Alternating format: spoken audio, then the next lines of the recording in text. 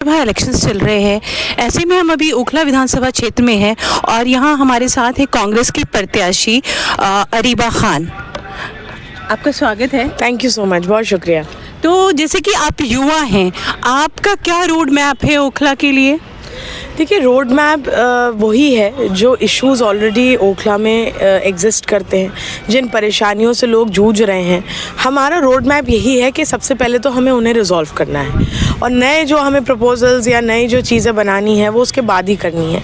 पहले तो जो एग्जिस्टिंग प्रॉब्लम्स हैं, जैसे कि आपका सीवेज सिस्टम है, सड़कों का बुरा हाल है, पीने का पानी यहाँ नहीं है, मीटर लगने का बहुत बड़ा इशू है, ट्रैफिक का इशू है, एडमिनिस्ट्रेशन हावी है, ये सारी बेसिक जो फैसिलिटीज़ हैं। देखने में आता है कि जैसे केजरीवाल ने कहा कि हमने पूरी दिल्ली में विकास की गंगा बहा दी है और आप ऐसे में कह रही हैं कि यहाँ पे ये सारे हालात हैं, तो दोनों में कंट्राडिक्शन क्यों है? क्योंकि ये देखिए, ओखला आपने अगर आप कहते हैं हमने शिक्षा पे काम किया, आपने अगर स्कूल द्वारका में खुलवाया तो क्या ओखला का बच्चा द्वारका पढ़ने के लिए जाएगा? मैं बात ओखला की कर रही हूँ और दिल्ली की भी कर रही हूँ। जो इन्होंने बोली, देखिए उनके कहने से उनकी बातें साबित नहीं हो जाती। आप ज़मीन पर देखिए कंक्रीट वर्क के नाम पर क्या हुआ है।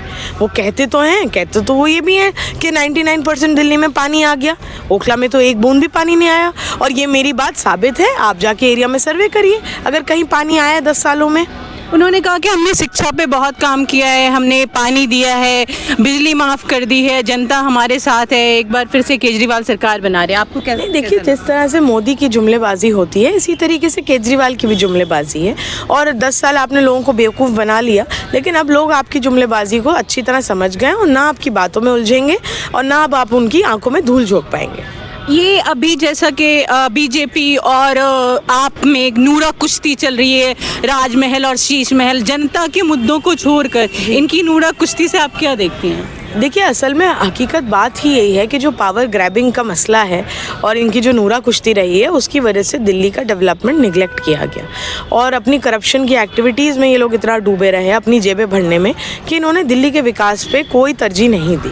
यही वजह है कि आज की तारीख में आम आदमी पार्टी का बहुत ज़्यादा ग्राफ नीचे गिर चुका है और कांग्रेस रिवाइवल पे है, मजबूती से है। और देखिए, बिना कांग्रेस पार्टी की सरकार के इस इलेक्शन के बाद कहाँ पाती है कांग्रेस, जहाँ ज़ीरो आपके MLA हैं, ज़ीरो आपके MPs हैं, कुछ पार्षद जीते थे जिनमें आप भी हैं, तो कहाँ पाती है कांग्रेस इस असेंबली इलेक्शन में? नहीं, देखिए, हम बहुत मजबूती से इस लड़ाई को लड़ रहे हैं और इस इलेक्शन का हमारा सिंपल एंड प्लेन एजेंडा है कि हमें डेवलपमेंट कराना है दिल्ली में। हम कोई झूठे फर्जी वादे नहीं कर रहे, जिस तरह से केजरीवाल झूठी स्कीमें लेकर आ रहे हैं।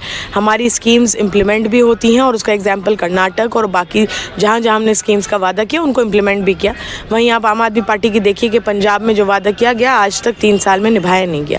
औरतों की जो स्कीम्स योजना की बात है, तो देखिए कांग्रेस बहुत मजबूती से फील्ड पर है और लोगों की एक्सेप्टेंस बहुत मिल रही है पार्टी को। लेकिन वो ये है फिर से कि कांग्रेस की जो आपका टिकट भी काफ़ी देर में घोषणा हुई आपकी टिकट की, लोगों ने आरोप लगाए कांग्रेस में गुटबाजी के, तो आपको क्या लगता है ऐसी इस वजह से आपका टिकट रुका हुआ था? नहीं, देखिए, मेरा काउंसलर का टिकट भी नॉमिनेशन से एक रात पहले ही आया था, उसके बाद भी हमने सीट निकाल के दी, तो ऐसी कोई बात नहीं है। और एक प्रोसेस होता है पार्टी, देखिए कांग्रेस पार्टी कोई छोटी मोटी पार्टी तो है नहीं, एक बहुत बड़ी पार्टी है, उसका एक पॉलिसी होती है, एक सिस्टम होता है जिसके तहत वो टिकट देते हैं। लेकिन क्या लगता है जितना ग्राउंड वर्क होना चाहिए टिकट मिलने से उसमें कुछ समस्या होगी आपको लोगों तक पहुंचने में? मुझे नहीं लगता। देखिए, पार्टी जो डिसीजन लेती है वो हाईकमांड सोच समझ के लेते हैं, कोई ऐसे किसी के कहने पे नहीं होती हैं चीज़ें, अपना सर्वे होता है, हर चीज़ होती है, उनका एक सिस्टम है और जिसको भी वो टिकट देते हैं वो एक मजबूत कैंडिडेट के तौर पे देते हैं। और देखिए, मुझे नहीं भी होता, किसी और को भी टिकट होता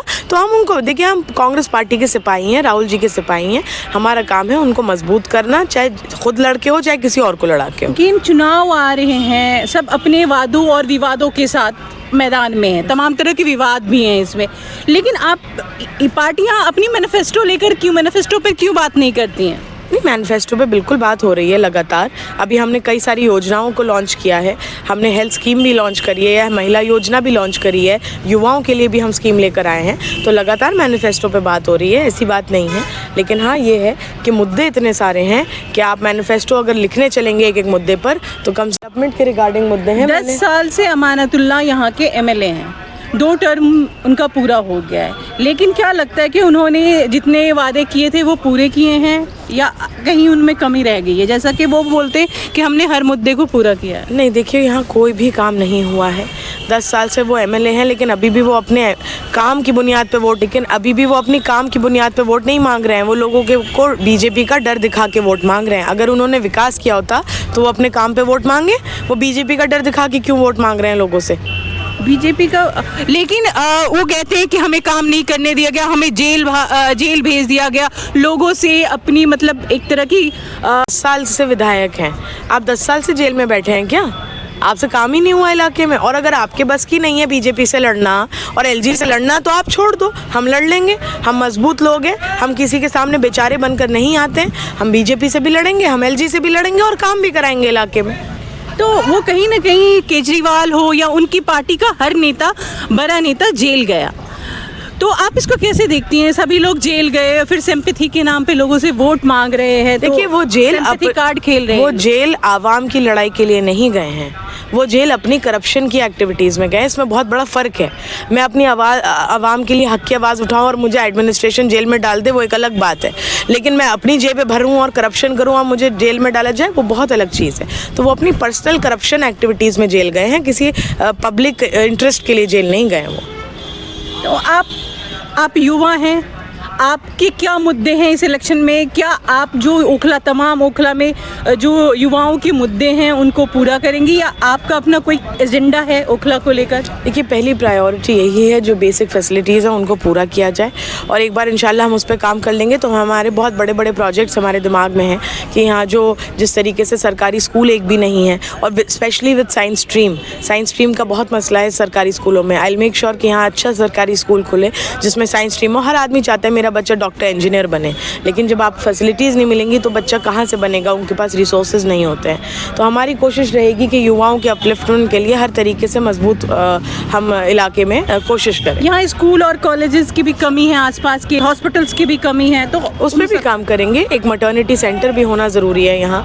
एक सरकारी बारात घर भी बनाएंगे जो बच्चियाँ, जो यतीम बच्चियाँ हैं या जिनको फाइनेंशियली जो वीक है उनके लिए, या और हम हॉस्पिटल का भी अरेंजमेंट कराएंगे। सरकारी हॉस्पिटल एक भी यहाँ पर खुला नहीं है 10 सालों में। ये सारी ज़रूरत की चीज़ें हैं। और रहमान साहब को इलेक्शन में उतारा गया है, उनको लेकर कहा जा रहा है कि एक वोट आप ओखला की बेटी के लिए दीजिए जो आपके लिए जेल में है, तो इसको आप कैसे देखते हैं? देखिए शिफा भाई हमारे बड़े भाई हैं, मैं पूरी इज्जत करती हूँ उनकी और उनकी फैमिली की, मुझे बहुत उनसियत है उनसे। लेकिन देखिए MIM एक पॉलिटिकल एजेंडा के तहत इलेक्शन लड़ती है कि वो बीजेपी को फ़ायदा पहुँचाना चाहती है वोट डिवाइड करके। लेकिन मुझे पूरी उम्मीद है कि ओखला की आवाम किसी कंट्रोवर्सी की बुनियाद पर वोट नहीं देगी, किसी सिंपैथी की बुनियाद पर नहीं देगी, वो सिर्फ डेवलपमेंट के मुद्दे पर वोट। उनकी वाइफ का कहना था कि अगर शिफा नहीं जीतते हैं तो ये एक मैसेज जाएगा कि मुस्लिम कभी यूनाइट नहीं हो सकता। आप इसको कैसे देखते हैं? नहीं देखिए, जब तक आपका लीड जो आप बात कह रही हैं कि मुसलमान यूनाइट नहीं होगा तो ये मैसेज जाएगा। मुसलमान की यूनिटी का आज भी ये आलम है कि आपने देखा होगा जब CNRC का प्रोटेस्ट हुआ तो मुसलमान यूनाइटेड ही था और आज भी यूनाइटेड है। वो तो सिस्टम के ख़िलाफ़ आवाज़ उठाने के लिए एक बहुत मजबूत लीडर की ज़रूरत है। सिर्फ शिफा भाई पॉलिटिकल प्रिजनर नहीं है, कम से कम हज़ारों पॉलिटिकल प्रिजनर्स हैं, जिसमें से कई सौ तो ओखला के हैं। तो एक सिर्फ शिफा भाई की बात नहीं है, उन कई हज़ारों लड़कों की बात है जिनको एक आवाज़ चाहिए मजबूत, और एक मजबूत आवाज़ जब तक नहीं उठेगी उन सब के लिए तब तक। कहा कि किसी भी ओखला में किसी ने भी शिफा के लिए आवाज़ नहीं उठाई, इसीलिए मैंने चुनाव लड़ने का। नहीं, वो उनका ज़ाती डिसीजन है एंड आई रिस्पेक्ट दैट। चुनाव लड़ने का हक सबको है, मैं ये नहीं कह रही, लेकिन मैं तो ओवैसी साहब की बात कर रही हूँ कि जिस तरीके से वो ऐसे लोगों को जो मासूम बेगुनाह लोग हैं उनका इस्तेमाल करते हैं अपने पॉलिटिकल एजेंडा के लिए। आपको अगर इतनी सिंपैथी थी तो आप ओखला आए थे इम्तियाज़ जलील साहब, तो आप उमर खालिद के घर क्यों नहीं गए? आप बाकी पॉलिटिकल प्रिजनर्स के घर क्यों नहीं गए? आपको एक ही आदमी दिखा सिंपैथी दिखाने के लिए, क्योंकि आपको अपना फ़ायदा करना है, अपना पॉलिटिकल एजेंडा पूरा करना है। मतलब आपके कहने का मतलब ये है कि ओवैसी साहब इस्तेमाल कर रहे हैं शिफा और रहमान साहब? बिल्कुल, अपने पॉलिटिकल। शिफा भाई बहुत मासूम आदमी है, निहायत ही शरीफ आदमी है, लेकिन उनका जिस तरीके से ओवैसी साहब अपने फ़ायदे के लिए अपने पॉलिटिकल एजेंडा के लिए यूज़ कर रहे हैं वो निहायत निंदनीय है। तो आप ओखला की जनता से क्या अपील करना चाहेंगे? देखिए, मेरी अपील सीधी है कि आप लोग बहुत समझदार हैं, आप जानते हैं कि आपका वोटिंग का एजेंडा इस इलेक्शन में सिर्फ और सिर्फ डेवलपमेंट है, और कहीं ना कहीं मैं उसी मुद्दे को लेकर लोगों के बीच जाऊंगी और अपनी काबिलियत की बुनियाद पे लोगों से वोट मांगूंगी, ना कि बीजेपी का डर दिखाकर। और चलिए, शुक्रिया। ये थी हमारे साथ अरीबा खान, जो कि कांग्रेस की प्रत्याशी हैं। इनसे तमाम मुद्दों पे हमने बातचीत की और समझने की कोशिश की कि क्या है ओखला के मुद्दे। शुक्रिया।